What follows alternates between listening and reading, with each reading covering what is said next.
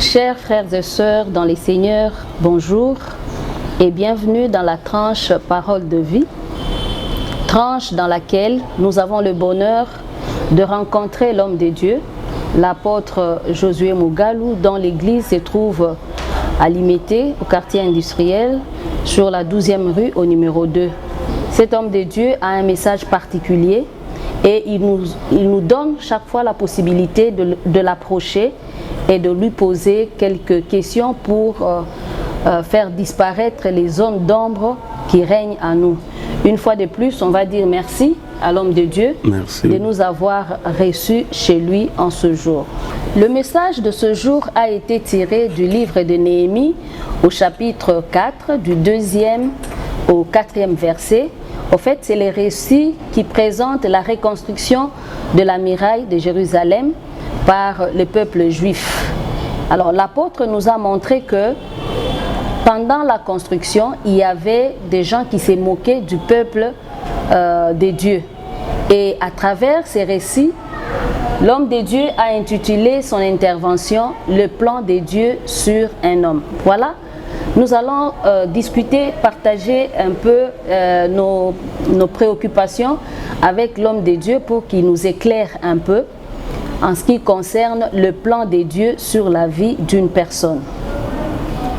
Homme de Dieu, dans votre intervention aujourd'hui, nous avons vu que quand Dieu fait un choix sur une personne, l'opinion, les autres qui sont en dehors de ces circuits voient que Dieu a fait un choix sur une personne faible.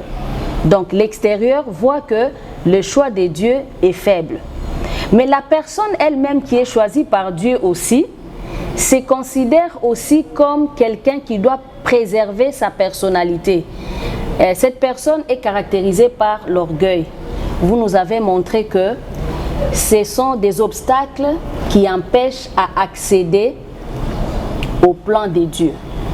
Alors dites-nous comment devrons-nous nous comporter quand nous sommes des choisis de Dieu, bien que les hommes peuvent nous minimiser, bien que nous-mêmes nous soyons nés avec un bagage, une sorte de richesse que nous n'aimons pas abandonner. Comment faire pour accéder au plan de Dieu sur notre vie? Merci. Bonjour et merci pour votre question. Le choix de Dieu est toujours au-delà des pensées des hommes. Parce que les hommes, en réalité, ne considèrent pas l'intérieur, mais ils considèrent l'extérieur. Celui-ci est comme ceci, celui-là. Il a beaucoup étudié, c'est celui-là que Dieu devait choisir. Mais Dieu s'est choisi lui-même selon son choix. Et ces personnes sont méprisées par la société. Dit non, c'est celui-là, est-ce qu'il est c'est la vérité vraiment que Dieu l'appelait?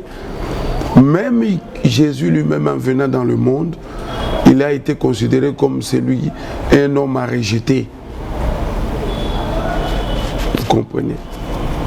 Dans le processus maintenant du plan de Dieu, c'est là où l'homme qui a été choisi, Dieu commence à tailler cet homme, à lui donner une autre forme. Donc, l'orgueil qu'il avait des biens terrestres, ou de son intelligence, ou de la famille d'où il est né, Dieu le fait tomber en faisant passer par cet homme, je vais prendre un langage courant, par le désert.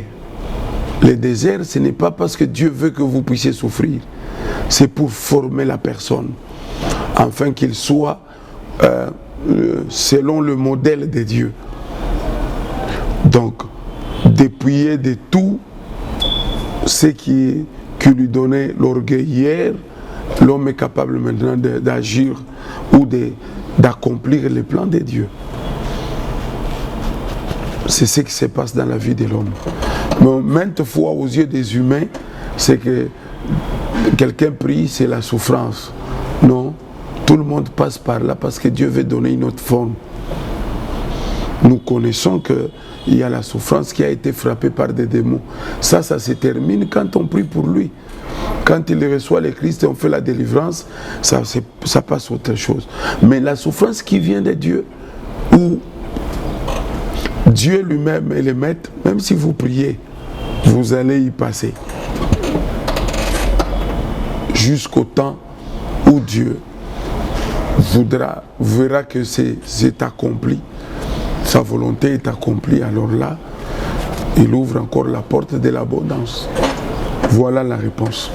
C'est vrai que pour accéder au plan de Dieu, il faut faire tomber ce que nous considérions comme bagage ou richesse qu'on avait, parce que cela était venu avec le vieil homme. Comme le vieil homme doit être détruit, il le sera avec tout ce qu'il a amené.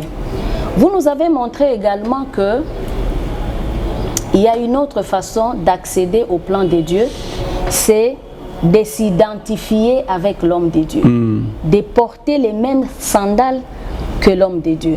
Dites-nous comment ça se passe pour que tous ces enfants qui vous suivent présentement aient la possibilité de comprendre ce que vous attendez d'eux dans l'œuvre de Dieu, pour qu'ils accèdent eux aussi au plan de Dieu sur leur vie.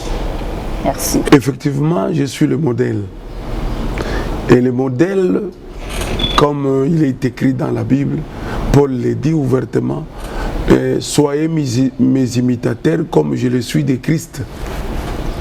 Donc, premièrement, cela que j'enseigne doit m'imiter. Cela veut dire s'identifier à l'homme de Dieu, c'est porter le même fardeau, l'amour des lèvres, porter les mêmes sandales. Et c'est la chose que Dieu donne à ceux-là qui ont été choisis pour accomplir son plan.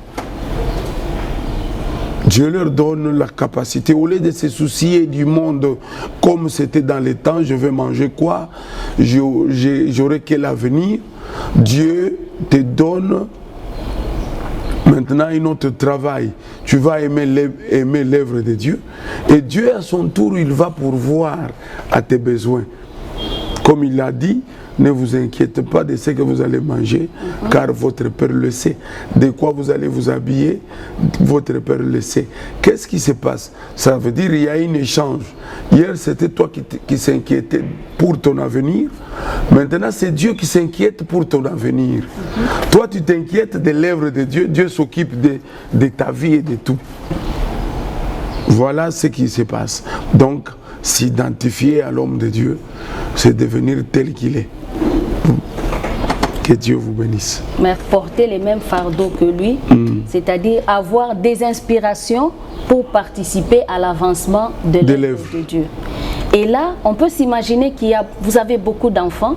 Vous nous avez appris aujourd'hui que dans les plans de Dieu, tout le monde doit devenir grand. Oui. Donc, on a la destinée d'être grand. Mais avec la multitude de vos enfants, chacun devra être grand.